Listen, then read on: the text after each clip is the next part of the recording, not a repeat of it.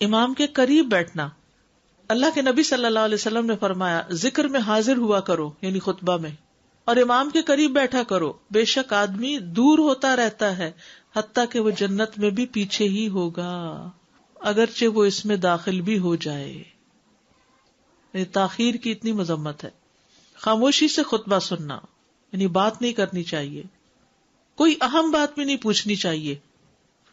ابن مسعود سے روایت ہے کہ انہوں نے ابی ابن کعب سے قرآن کی کسی آیت کے بارے میں سوال کیا جبکہ اللہ کے نبی خطبہ دے رہے تھے، تو انہوں نے اعراض کیا اور کوئی جواب نہ دیا. پھر جب آپ نے نماز پڑھائی تو ابی کہنے لگے تمہارا جمعہ ہی نہیں ہوا. تو ابن مسعود نے رسول اللہ صلی اللہ علیہ وسلم سے پوچھا تو آپ نے فرمایا ابی نے سچ کہا، کوئی بات کرنے کی اجازت نہیں، یہ کہنے کی بھی کہ چپ ہو جاؤ یہ بھی اجازت نہیں.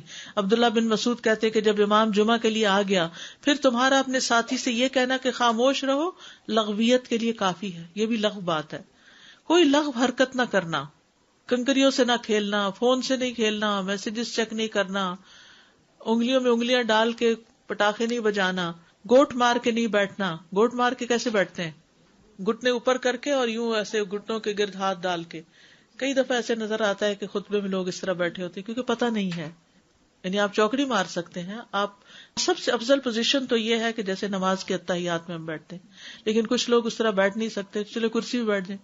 اگر کرسی نہیں ہے نیچے بیٹھے ہیں تو چوکڑی مار کے بیٹھ جائیں، مگر ٹانگیں اس طرح پیٹ کے ساتھ لگا کے گھٹنوں پہ ہاتھ کو بل دے کے اس طرح نہیں بیٹھے. اگر مجبوری ہے تو وہ اور بات ہے، لیکن یہ کہ بلا وجہ نہیں کرنا چاہیے کیونکہ ادب کے خلاف ہے. اونگ آنے پر جگہ بدلنا. نبی صلی اللہ علیہ وسلم نے فرمایا اگر جمعہ کے دن کسی کو مسجد میں اونگ آنے لگے تو اپنی اس جگہ کو دوسری جگہ سے بدل لے. کہ بعض اوقات ایسا ہوتا ہے نا خطبے کے وقت بڑی سکینت ہوتی ہے اور آخری خطبہ تو آپ نیند میں ہی سنتے ہیں.